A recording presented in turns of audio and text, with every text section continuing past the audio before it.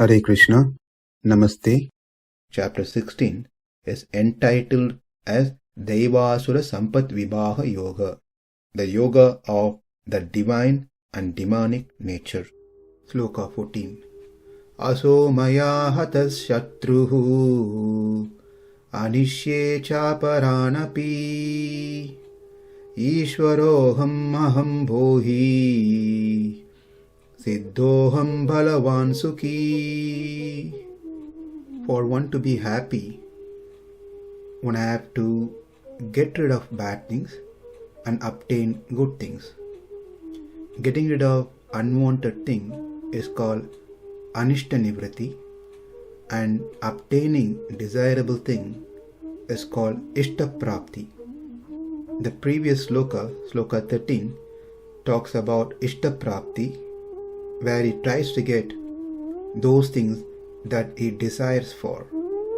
Hence, he says, so much wealth I have today, and I will gain more according to my plans. So much is mine now, and it will increase in future more and more. It's all simply obtained by my own ability. I have full control of my earned money because of my talent, and through my talents I'm going to secure more and more wealth. That is ishtaprapti. Well, the question is, that's fine, but for one to achieve, there be many obstacles, undesirable things on the way, anishta.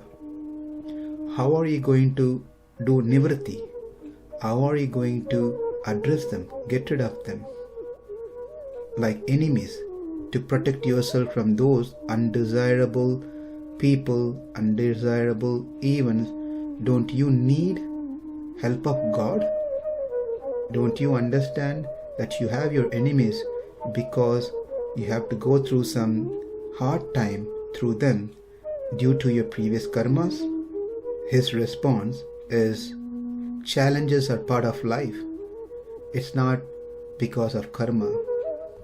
And I am able person. I have all the resources that I need under my command. I can deal tough people, and the enemies, I can destroy them by myself. Why do I need help of someone, especially help of God who's never been seen? That's the theme of this sloka, sloka 14. Let's learn the word by word and translation.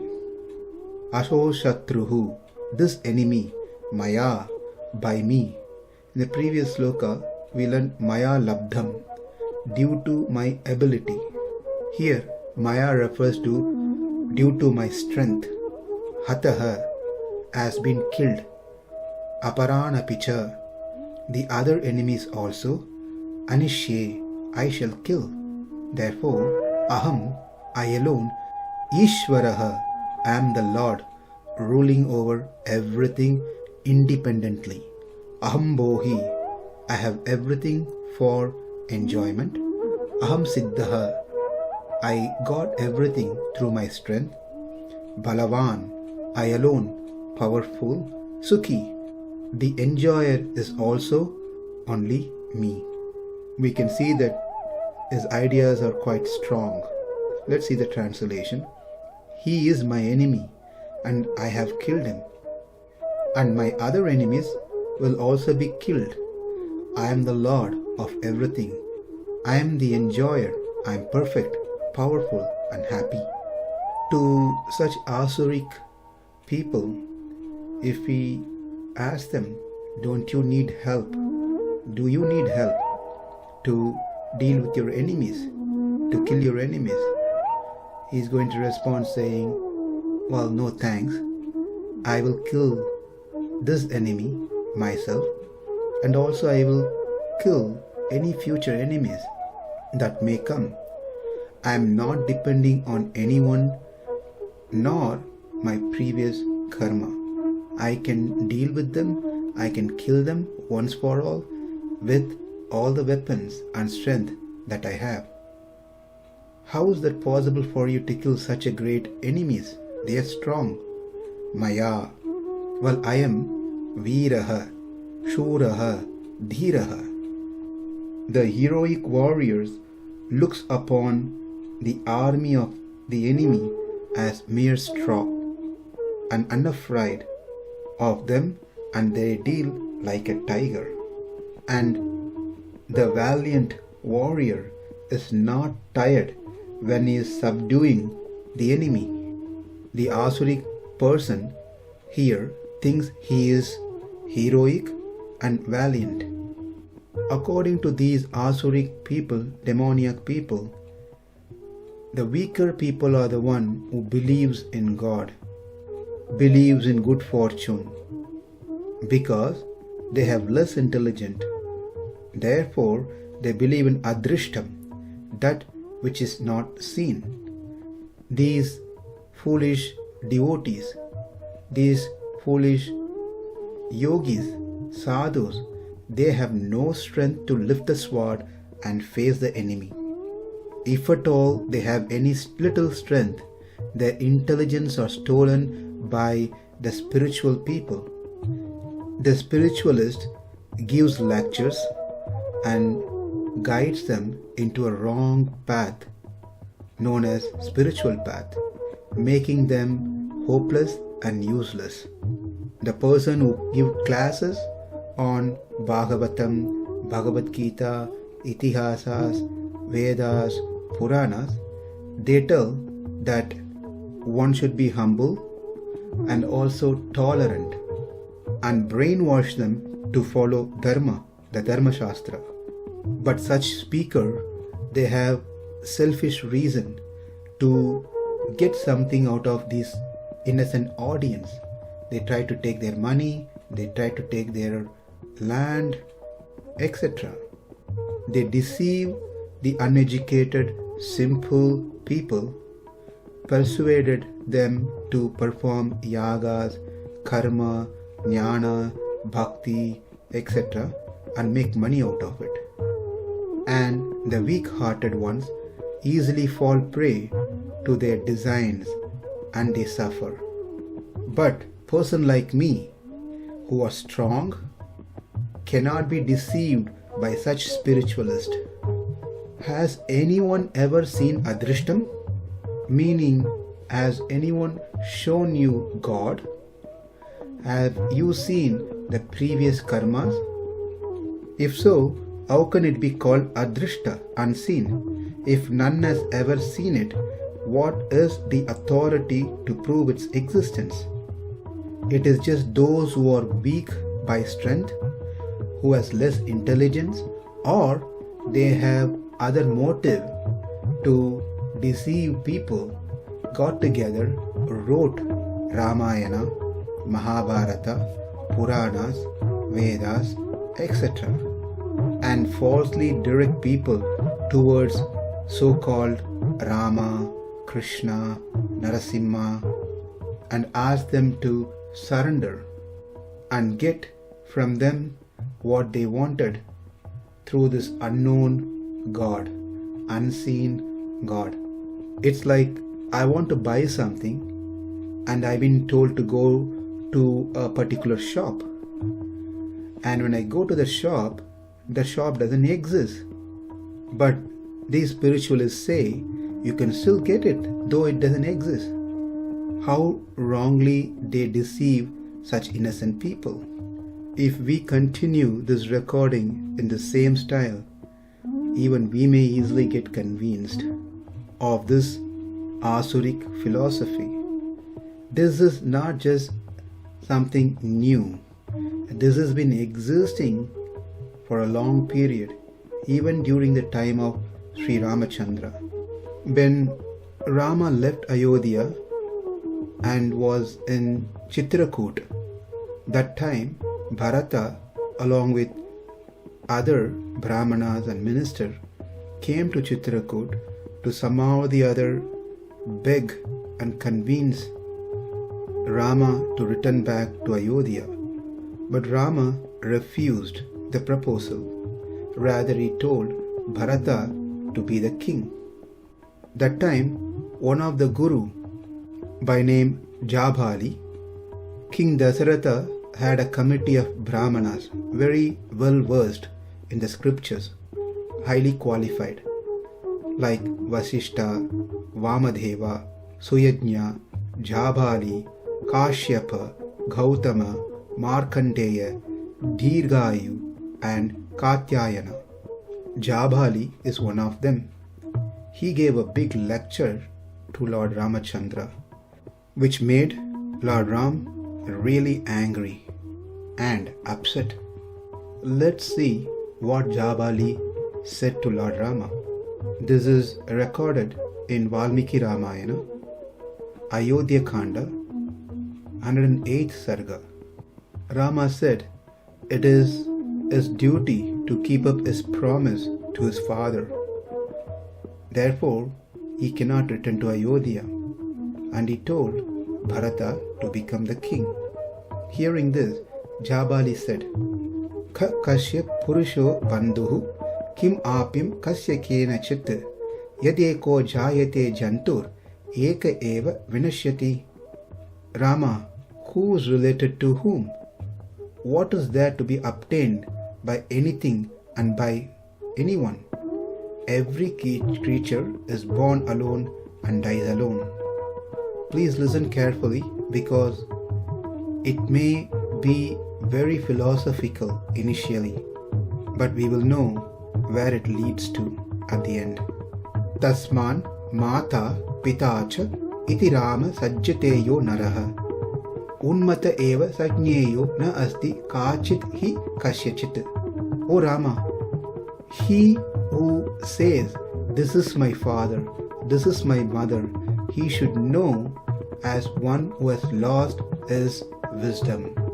There is none who belongs to anyone. Doesn't it sound like Bhagavad Gita? But please hold on.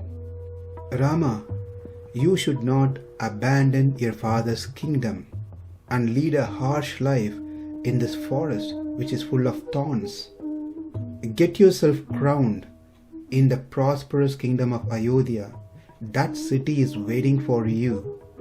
Rajabhogan anubhavan maha arhan parthiva atmaja viharatvam ayodhyayam yata shakrah trivishtape. My dear king, enjoy the royal luxuries which is worthy for you. Move around in Ayodhya as Indra, the Lord of Celestial, does in heaven. Well, Jabali, Dasaratha is my father. I have given word to him. Jabali says, Dasaratha is none to you, nor you in any way to him. That king is another entity, you are another entity. And what is that you're talking about? The father is only the seed of a being. There ends his relationship. Yeah, Jabali, but then I got to do my duty. I have to do the Shraddha. I have to offer him the Pinda. That's a duty of the son. Rama, the king is already gone. Do you know where he is gone? I feel pity on those people who follow religion. They waste their money, they waste their time, they waste their energy doing all these different kinds of puja, yaga, yajna. They undergo a lot of austerity for no reason for the people who are dead. They cook food and they offer to someone who's not going to eat, to a dead man. Rather than wasting food for the dead man in the name of religion, you can offer that food to the people who are traveling, who may need food. Perform sacrifice, distribute gifts, build ashram, dig well, practice austerity, renounce things. All these are written simply to deceive the innocent and get something out of them. Jabali, if I do that, if I don't follow the scriptures, if I don't follow the dharma of being a son to my father, then I'll be punished. Rama, where will you get punished? Well, I'll get bad karma and I have to suffer in my next life. Jabali in response says, do you remember your previous life? how can you think there's next life? No one remembers their previous life. No one knows where they are going to go in next life. But we all simply believe in this false theory of reincarnation. Rinam kritva gritam bibhet yavat jivat sukham jivet bhasmi bhutasya degasya kutah punar ahamano bhavet. This is called charvak philosophy. Vaka means words. Char means sweet. Sweet words. People easily get convinced with this philosophy. Beg, steal, or take loan, but lead a happy life. Well, if I steal, I will get karma. There's nothing called karma. Well, if I take loan, I have to pay back. Don't worry, you don't need to pay back anything. Just keep on taking loan and enjoy life to the max, because life is one time. You're born and you're going to die. Between this birth and death, you must enjoy as much as possible, because you won't get another life like this. Make use of it. Hearing this lecture by Jabali, Rama responded with anger. He said, everything is based on satyam, truth. The world is established in truth. Satye lokah pratishtitah. People fear of a person who speaks untruth, as one fears a snake. Udvijate yatha sarpan narad anritavadinah. Satyam eva īśvaro loke satyam padma samāśritha. Satyamūlāni sarvāni satyan na asti param padam. Truth is God, and all virtues follow truth. All are rooted in truth. There is nothing higher than truth. Dattam mishtam hutam chaiva taptani cha tapamsi cha vedaha satya pratishtanaha tasma satya paro bhavet. Giving gifts as sacrifice, oblation, austerities that's performed, and the scriptural text have the foundation in satyam, truth. Hence, one should thoroughly surrender to truth. Soham pitru nidesham tukim artam na anupalaye satya pratishrava satyam satyena samayi kritaha. I am true to my promise. Why should I not fulfill the command of my father, who was a devotee of truth?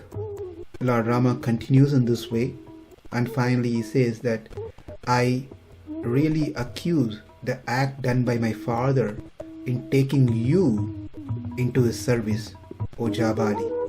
You are misleading everyone with atheistic ideas, which is against the truth. You must be punished for the way you are speaking. Hearing this, Jabali then said, with the support of Vasishta, that he was just trying to help the situation and convince Rama to somehow or the other return to Ayodhya. If needed, he can also speak like a believer of karma, Vedas and God. Then Vasishta supported Jabali and tried to make Rama understand that Jabali is actually a nice person. He is a devotee.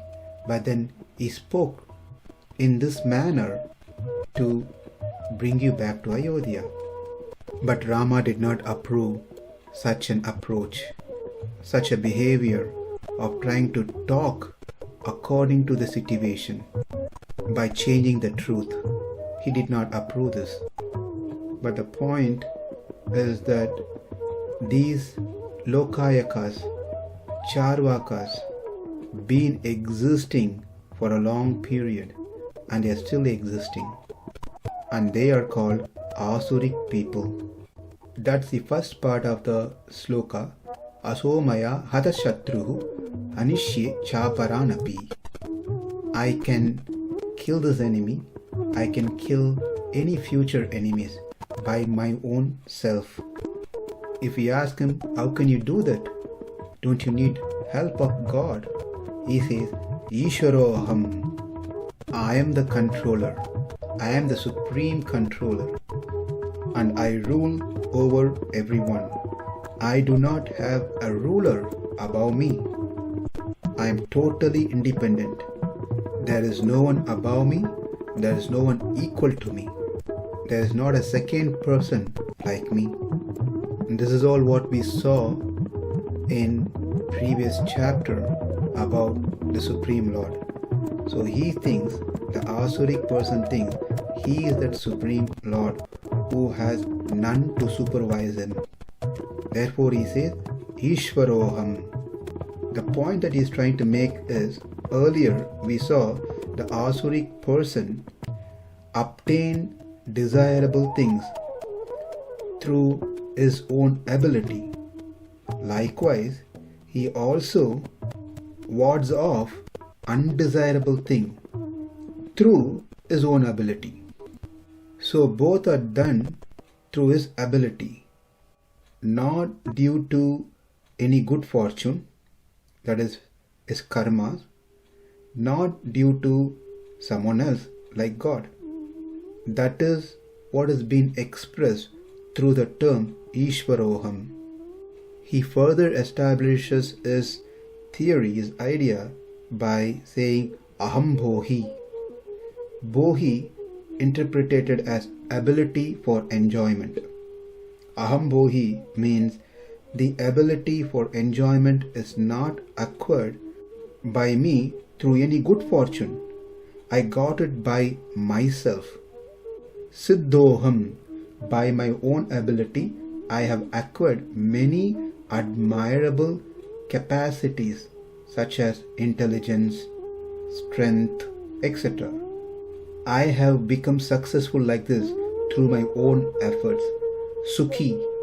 I am one who has secured a variety of happiness, that too through my own ability.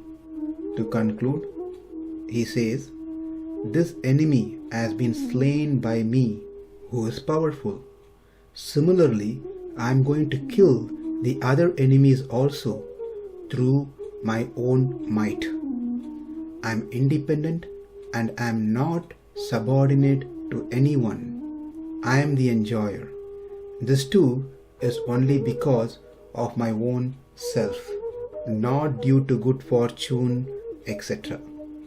Even the strength and happiness that I have are my own acquisitions. In the next sloka, he continues his egoistic ideas in the same line. Asau mayā hataḥ śatrur haniṣye cāparān api īśvaro āhaṁ bhogī siddho balavān sukhī. Thank you. Hare Krishna. Namaste. Hare Krishna.